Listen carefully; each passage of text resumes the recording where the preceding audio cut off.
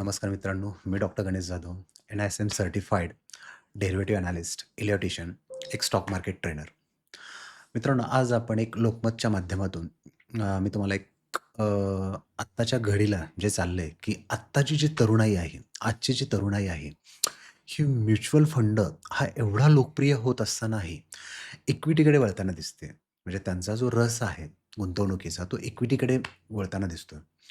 आपण बघितलं असेल तर गेल्या दशकामध्ये जो सेन्सेक्स होता, असं पकडून चाला की 2014 मध्ये सेन्सेक्स होता 31,000 पर्यंत. कोविडमध्ये हाच सेन्सेक्स नोंदवला गेला 2020 मध्ये 24,000 वरती आणि आज तो सेन्सेक्सची उंची आहे, आज सेन्सेक्स नोंदवला गेला आहे तो 80,000 वरती.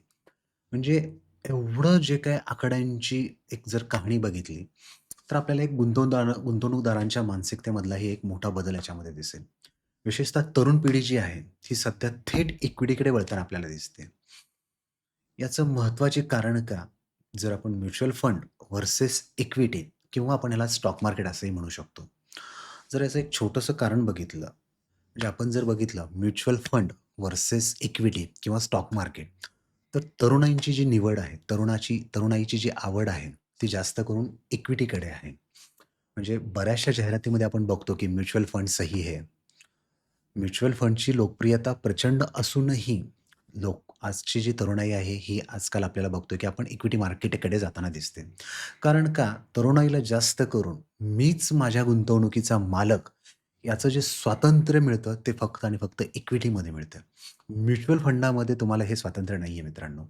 म्युच्युअल फंडामध्ये फंड मॅनेजर असतात, जे तुमचा फंड मॅनेज करतात आणि जसं त्यांना प्रॉफिट होईल मार्केटमध्ये, त्यानुसार त्याचा परतावा हा तुम्हाला दिला जातो. ही एक मेन गोष्ट आहे, जे तरुणाई आज इक्विटीकडे आकर्षित होते. आता आपण बघूयात, की तरुणाईंचं इक्विटीकडे वळण्याची मुख्य कारणं काय-काय आहेत. एक म्हणजे आपण ज्याला म्हणतो, की स्वतः निर्णय घेण्याची स्वतंत्रता. यामध्ये काय आहे, की इक्विटी मार्केटमध्ये तुम्ही तुमच्या गुंतवणुकीचे मालक आहात. तुम्हाला जर एखादी कंपनी माहीत असेल, कंपनीचा व्यवसाय माहीत असेल, कंपनीचा थोडासा ज्याला म्हणतो ना आपण, की प्रॉडक्ट्स माहीत असतील, त्याचा जर थोडासा तुम्ही लेखाजोखा जर थोडासा अभ्यासला, तर तुम्हाला कंपनीबद्दलची सर्व माहिती मिळते. जेणेकरून तुम्ही तुमची गुंतवणूक तुमच्या मालकीप्रमाणे, तुमच्या आवडीप्रमाणे, तुमच्या जे काही आपण म्हणतो ना, की जेवढा तुमच्याकडे फंड आहे, त्यानुसार तुम्ही त्याच्यामध्ये गुंतवू शकता. दुसरं महत्त्वाचं, वेगवान परताव्याची अपेक्षा. म्युच्युअल फंडच्या मानाने इक्विटी मार्केटमधून तुम्हाला जो परतावा आहे, हा जास्त प्रमाणामध्ये मिळतो. म्युच्युअल फंडमध्ये तुम्हाला जास्तीत जास्त 10%, 12% किंवा मॅक्स 16% पर एनम पर्यंत रिटर्न्स तुम्हाला मिळतात.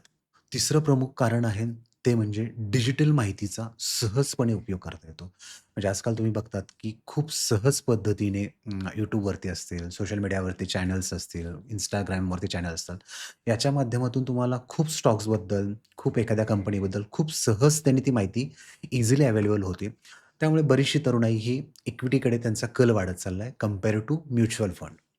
आता महत्त्वाचं आहे, की इक्विटी हा काय आहे? एका फायद्यांपेक्षा एक रिस्कचा खेळ आहे किंवा एक रिस्कचा बिझनेस आहे.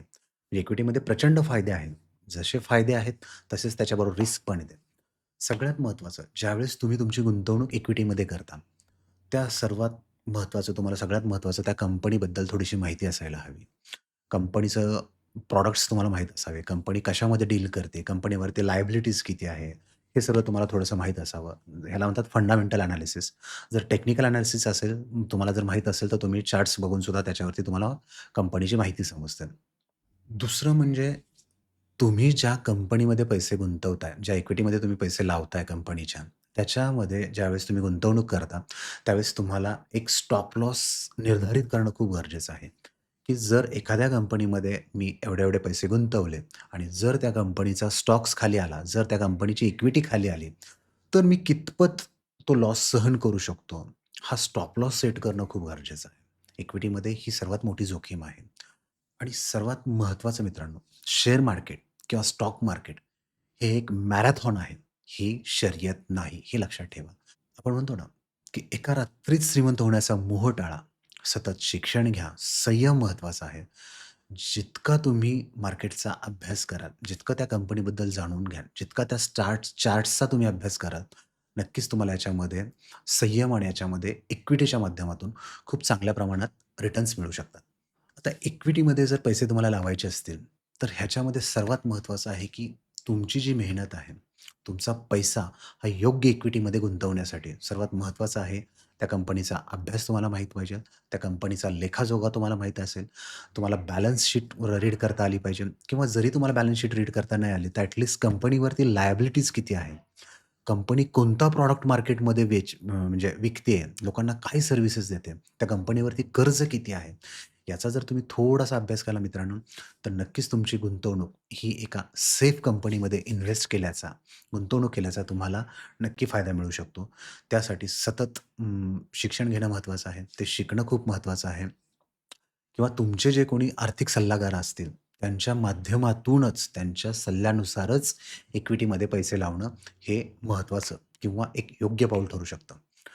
सर्वात महत्त्वाचं स्टॉक मार्केटबद्दल ज्ञान घेणं किंवा स्टॉक मार्केटबद्दल जाणून घेणं, यासाठी भरपूर वित्तीय ब्लॉग आहेत, खूप चांगले-चांगले चॅनल्स आहेत. त्यांच्या माध्यमातूनही तुम्हाला स्टॉक मार्केटची खूप चांगल्या प्रकारे माहिती मिळू शकते. त्यामुळे साहजिकच आजची जी तरुणाई आहे, ही म्युच्युअल फंडकडे न जाता आपल्या स्वतःच्या मालकीचा हक्क असताना, एका स्वतःची मालक असण्याची भावना या इक्विटीच्या माध्यमातून मिळते. साहजिकच आहे, स्वतः तुम्ही ज्यावेळेस गुंतवणूक करता, त्यावेळेस तुमचा कॉन्फिडन्स बिल्ड होतो आणि ती एक चांगली भावना तरुणांच्या मनात जागृत झाल्यामुळे साहजिकच तरुणाईचा कल हा म्युच्युअल फंडाकडे न जाता इक्विटीकडे वाढतोय. Thank you.